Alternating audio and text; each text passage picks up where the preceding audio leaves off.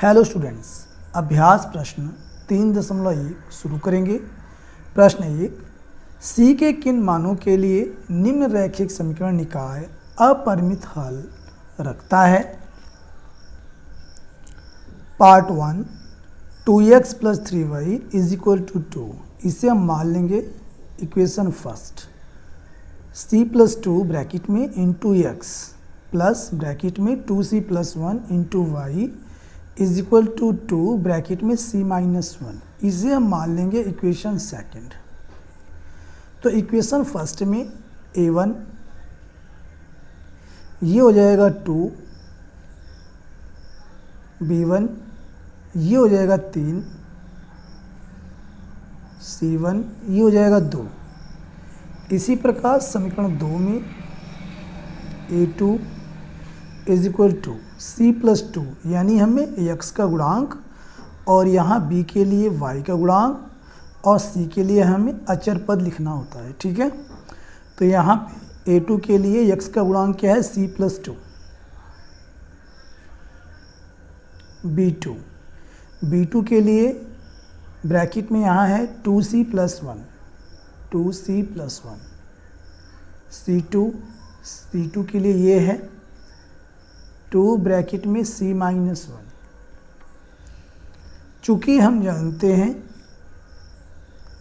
समीकरण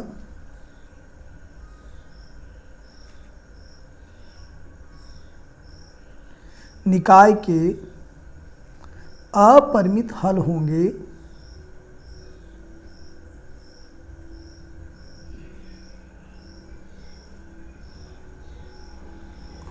यदि a1/a2 = b1/b2 = c1/c2। ये वैल्यूज़ को हम इस पे पुट करेंगे। a1/a2 ये हो जाएगा 2/c + 2 = b1/b2 ये हो जाएगा 3/2c + 1। c1/c2 = ये हो जाएगा 2 में 2 ब्रैकेट में c - 1। अब इससे हम सॉल्व करेंगे। हम यहाँ पे इन दोनों पदों को भी ले सकते हैं और इन दोनों पदों को भी ले सकते हैं। ठीक है, चूँकि ये तीनों ही बराबर है तो हम इन दोनों पदों को लेकर के c का मान निकालेंगे। It implies that 2/c + 2 = 3/2c + 1। Cross multiplication कर देंगे तो ये हो जाएगा 2 ब्रैकेट में 2c + 1 = 3 ब्रैकेट में c + 2। सॉल्व करेंगे 2 × 2 = 4, 4c प्लस में 2 × 2 बराबर 3c प्लस में c, 3c प्लस में 3 दूना 6। अगले स्टेप में 4c, 3c का पक्षांतर इधर करेंगे 3c = 6 और 2 का पक्षांतर उधर करेंगे -2। 4c में से 3c जाएगा तो 1c बचेगा = 6 में से 2 गया 4, तो c का मान 4 है। ये इसका आंसर।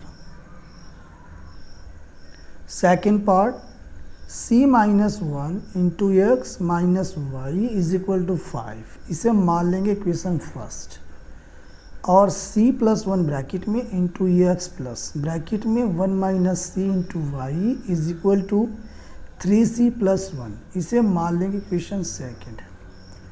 इक्वेशन फर्स्ट से a1 = c - 1, b1 y का गुणांक यहाँ -1 है,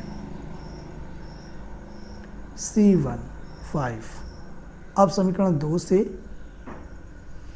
a2 = c + 1, b2 = 1 - c, c2 = 3c + 1, चूंकि हम जानते हैं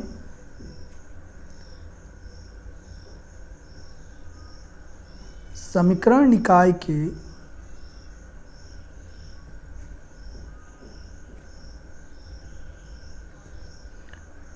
अपरिमित हल होंगे यदि a1/a2 is equal to b1/b2 is equal to c1/c2। अब इन वैल्यूज़ को इन पर हम पुट करेंगे तो a1/a2 ये हो जाएगा c-1 बटे में c+1 is equal to b1/b2 -1 upon में 1 minus c is equal to c1/c2 5/3c+1। तो चूँकि तीनों पद यहाँ पे बराबर हैं इसलिए इन दोनों पदों को लेकर हम c का मान निकालेंगे। It implies that c-1 upon में c+1 is equal to -1 upon 1 minus c।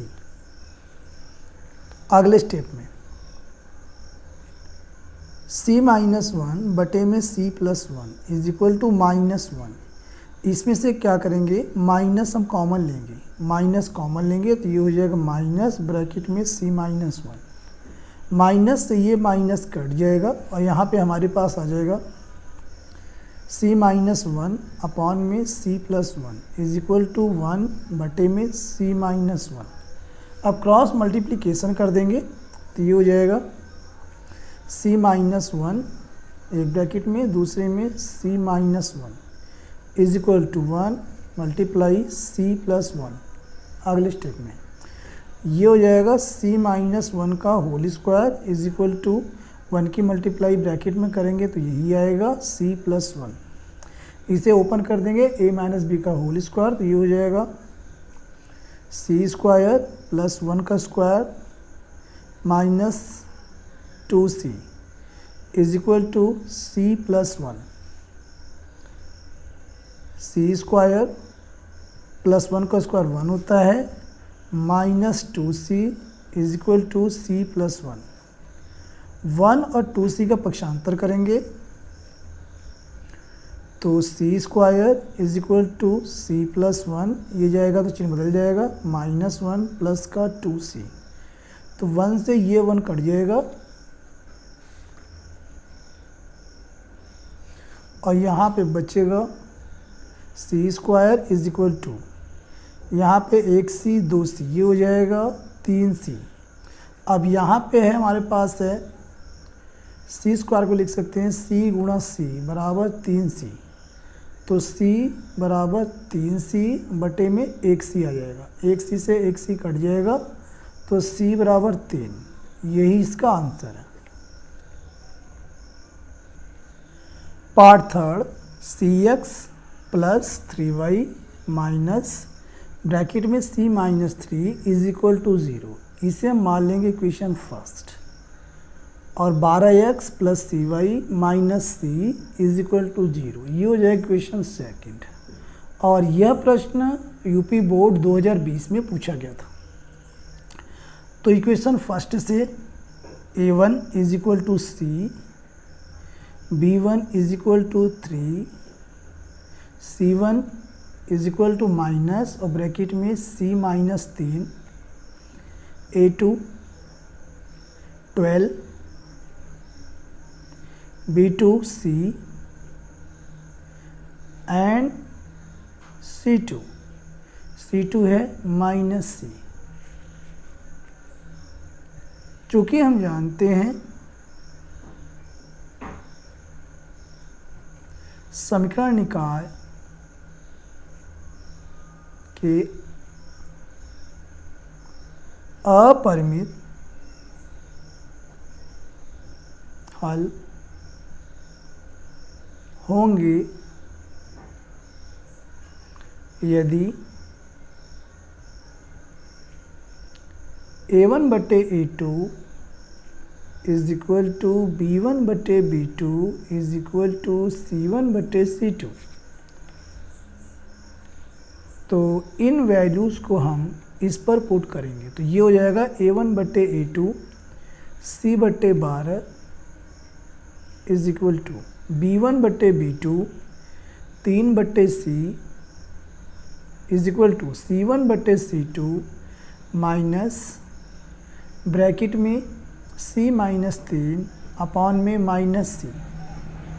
तो माइनस से माइनस पहले कट जाएगा, C/12 बराबर 3/C बराबर C-3/C। तो इन तीनों पदों में से कोई भी दो पद लेकर हम C की वैल्यू फाइंड कर सकते हैं। हम इन दोनों पदों को लेंगे। It implies that C/12 is equal to 3/C। Cross multiplication कर देंगे तो C गुना C हो जाएगा इज इक्वल टू 12 गुणा 3।